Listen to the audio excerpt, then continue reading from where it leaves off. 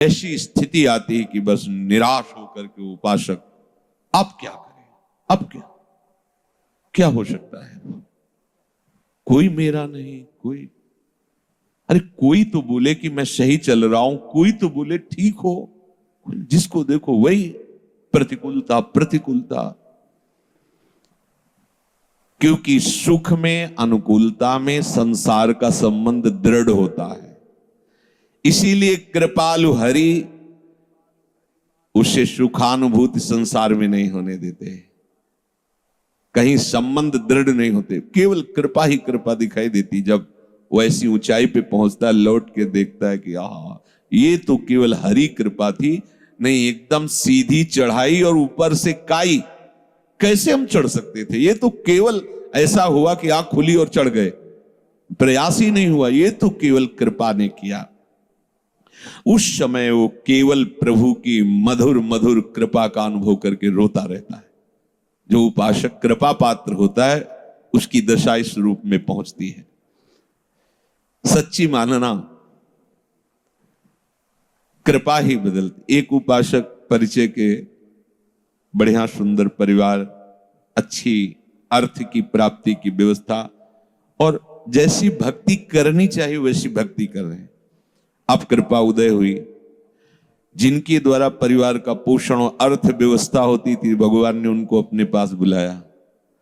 अब जो भी वो धीरे धीरे सब छूटता चला गया।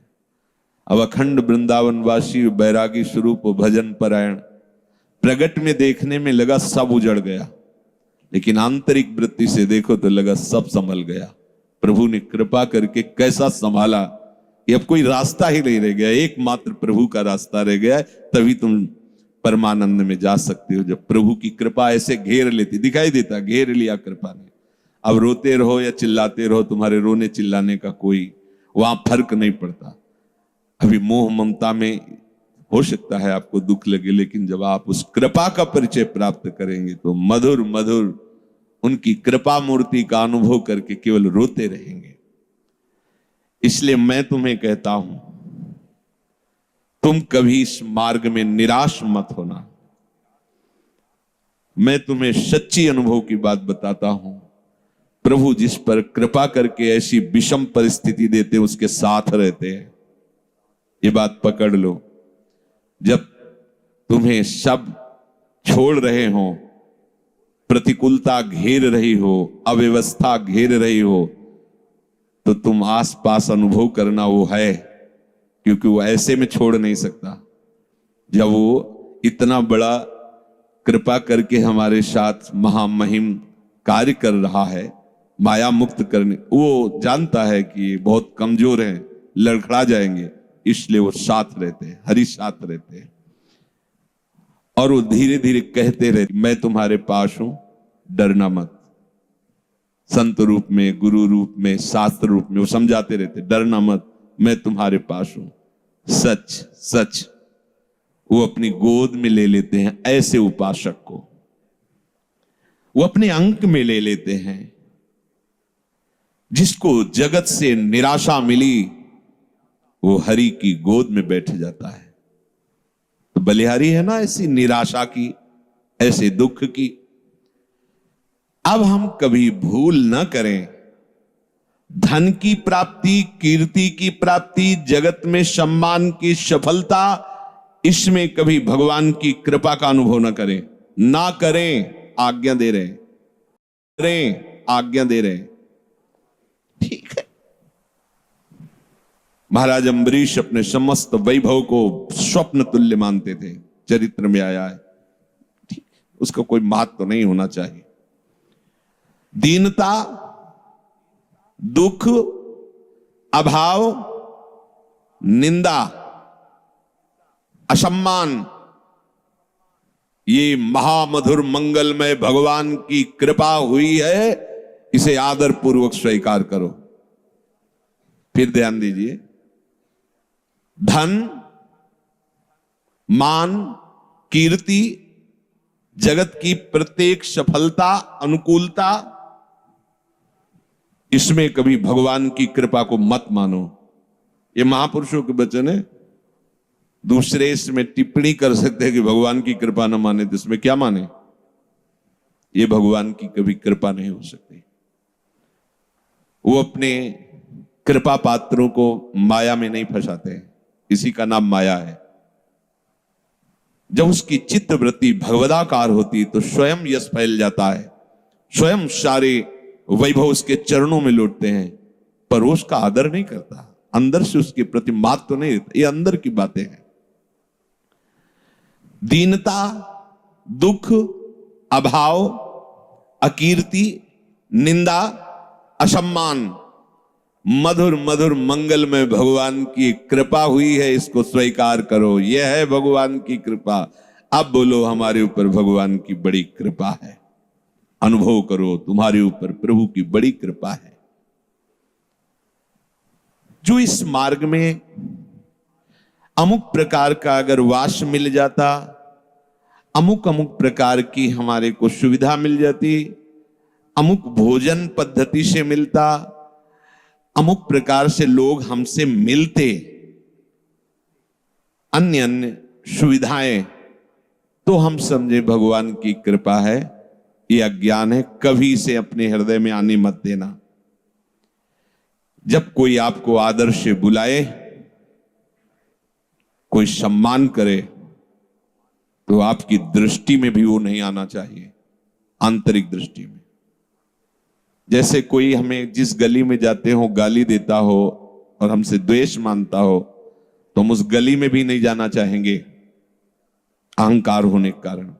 ऐसे भक्त जिस गली में आदर होता हो, माला पहनाया जाता हो, उसकी कीर्ति सम्मान हो, उस गली में नहीं जाना चाहिए। और जिस गली में अपमान होता हो, गाली मिलती हो, हफ्ते में 1-2 बार तो उसमें जाना ही चाहिए, जिससे पता चलेगा कि हमारे हृदय की स्थिति क्या है। यह है उलट आप में समाये, ये उल्टा मार्ग है। जब आपके हृदय में निंदा करने वाले का और प्रशंसा करने वाले का, दोनों के प्रति कोई भगवत भाव की सिवा अन्य भाव ना हो, तो समझ लेना अब कृपा फलीभूत हो गई है, अब हृदय की स्थिति बन गई। श्री स्वामी ओंकारानंद सरस्वती जी नजफगढ़ के, जब उनके पास गए, पहले से ही जन्म से ही उनकी कृपा रही, पूर्व गृह में जाते रहते थे। तो जब संत वेश में गए, नई अवस्था, बहुत हंसे। कहा बेटा हमें पता था ऐसा ही होगा, पर ध्यान रखना साधुता बहुत कठिन बात है। साधु को कुत्ते जैसा स्वभाव बनाना चाहिए। मुझे समझ में नहीं आया साधु स्वभाव और कुत्ते का स्वभाव। महाराज जी मेरी समझ में नहीं आया। बहुत ब्रह्म प्राप्त महापुरुष तेजों में एकांत खंडहर गंगा किनारे रहते थे, कोई सुविधा नहीं किसी भी तरह। कोई एक अल्मोनियम का कटोरा जैसे भिक्षुक लोग रखते हैं, ऐसे ही बस रखा रहता, उसी में जो भिक्षा है पा लिया। ऐसे बोले बेटा जैसे कोई साधु को आदर से बुलावे कि आओ भिक्षा ले लो, जब वहां पहुंचे और दबका के भगा दे, वो 4 कदम चले फिर आदर से आओ, तो बोले उसको सोचना भी नहीं चाहिए कि अभी तो दबकाया था फिर बुला क्यों रहा है। ऐसे अगर 10 बार बुलाए तो 10 बार वापस हो जाना चाहिए। जैसे कुत्ता है, आप टुकड़ा डालो और फिर दबका दो, फिर आप पुचकारो फिर आ जाएगा, फिर ऐसा स्वभाव होना चाहिए। और साधु को मन को ऐसे मारना चाहिए। 2 उपदेश उन्होंने उस दिन पहले दिन दिए थे। जैसे बंदर सांप को मारता है, हमने कभी देखा तो था नहीं, तो बेटा वो बड़े भाव में एकदम बच्चों जैसा स्वभाव होता है, जो ब्रह्म प्राप्त महापुरुष बंदर जैसे सांप को ऐसे पकड़ता है, वो खूब हंसते, ऐसे वो एकदम ऐसा लगता हंसी की धारा आ रही, आनंद की धारा, लाल चेहरा हो जाता है। बोले वो उसको लेके से पेड़ में ऐसे ऐसे घसता है उसके मुंह को, फिर कान में लगाता है, अगर थोड़ा भी सू हुआ फिर घसता है, मरने पर भी उस घसता रहता है। बोले ऐसे ही उपासक को अपने मन को मारना चाहिए। जरा भी हलचल मन में समझ में आए फिर नाम भगवत चिंतन, वाणी ब्रह्म चिंतन इतना रगड़ दो कि मन मर जाए, फिर साधु हो जाता है। तो मानापमान की भावना का त्याग भगवत कृपा से ही होता है। जगत में चाहे जितनी प्रतिष्ठा हो, ये स्वप्नवत है। कोई महत्व, आंख मूंदी चाहे जो कुछ बने रहे हो, अब तुम्हारे कर्म तुम पे लागू होके कहां ले जाएंगे? ये पद प्रतिष्ठा कोई तुम्हारे साथ नहीं जाएगी। भगवान जब देखते हैं कि हमारे भक्त का बुखार बढ़ रहा है अहंकार का, तो बिना किसी अपराध के वैसा जाल रचते हैं कि उसका अपमान होता है और निंदा होती है। अहेतु की कृपाल हैं, बस अपने उनकी कृपा को समझ नहीं पाते। वो रचते हैं, आपको लगेगा मैंने ऐसा कुछ नहीं किया, क्या मैंने किया, क्या अपराध था, ये सब क्यों बवंडर हो रहा है, गाली दे रहे हैं लोग, निंदा कर रहे हैं, हमने क्या किया, कौन से गलत कार्य कर, कुछ नहीं। ये भड़बड़ाने की जरूरत नहीं, ऑपरेशन हो रहा, चुप शांत थिएटर पे हो। तुम्हारे अहंकार का बुखार कहीं बढ़ रहा है, तुम्हें समझ में नहीं आ रहा, पर उस कृपा सिंधु ने देख लिया, सर्वज्ञ है ना। अब वो बिना किसी कारण के जाल रचेंगे, आपका अपमान होगा, निंदा होगी, और निंदा उसी से करवाएंगे जिससे प्रतिष्ठा होने की संभावना है। निंदा, अपमान, अकीर्ति, तिरस्कार, अप्रतिष्ठा, बिना दोष के लांछन, जब ये तुम पे बरसने लगे तो समझ लेना प्रभु दूर नहीं नजदीक ही हैं, मिलने वाले हैं। कौन चाहता है भगवत प्राप्ति? है? कौन चाहता है? बातें बनाना अलग है, प्रभु जिसको प्यार करते हैं उसको अपने समान बनाते हैं, ये भगवत समान बनाते हैं। इन्हीं में तो हम फंसे हैं, और ये तो सब अहंकार का पोषण करके बार बार जन्म मरण इन्हीं से तो होता रहा है। हम उन कृपालु की कृपालुता को ना समझकर हम समझते हैं भगवान अब हम पर अपनी कृपा हटा ली है, इसीलिए पग पग पर हमें विपत्तियां मिल रही हैं। जब तक किंचन मात्र भी आदर, सम्मान, कीर्ति, ये हमारे प्रिय मित्र हैं, ये हमारे प्रिय संबंधी हैं, ये हमारे बंधु बांधव हैं, और ये हमारे कहने पर प्राण भी त्याग सकते हैं। अगर ऐसी किसी के भी प्रति बात हो तो हटा देना, नहीं तो ऑपरेशन शुरू हो जाएगा। बहुत कृपालु हैं प्रभु। तनिक सी कृपा कोर सब तुम्हारे इन मानसिक कल्पनाओं का विनाश कर देगी। डरते रहो इस बात से, किसी को अपना मत कहना, नहीं धोखा हो जाएगा। या तो विवेक से आपके अंदर से अपनापन हटा देंगे, सामने से ही हटा देंगे। अच्छा कहते भगवान ऐसा क्यों करते हैं, उसने क्या लिया था, तो वही तो है उसमें, और कौन है, वो अपने आप को समेट लिए। एको हम बहुश्यामा, बहुश्यामा से एको हम। कोई पाप हुआ, कोई अपराध हुआ, वहां तुम्हें देखने में लग रहा था कि माताएं, भाई हैं, बेटा, ये मित्र है, ये अमुक, तुम्हें लग रहा था, और वही तो एको हम बहुश्यामा, वही तो बने हुए थे, अपने में समेट लिया। अब तू नहीं समझ पा रहा है कि मैं इन सब रूपों में, तो देख ये सब रूप मेरे ही, समेट लिया।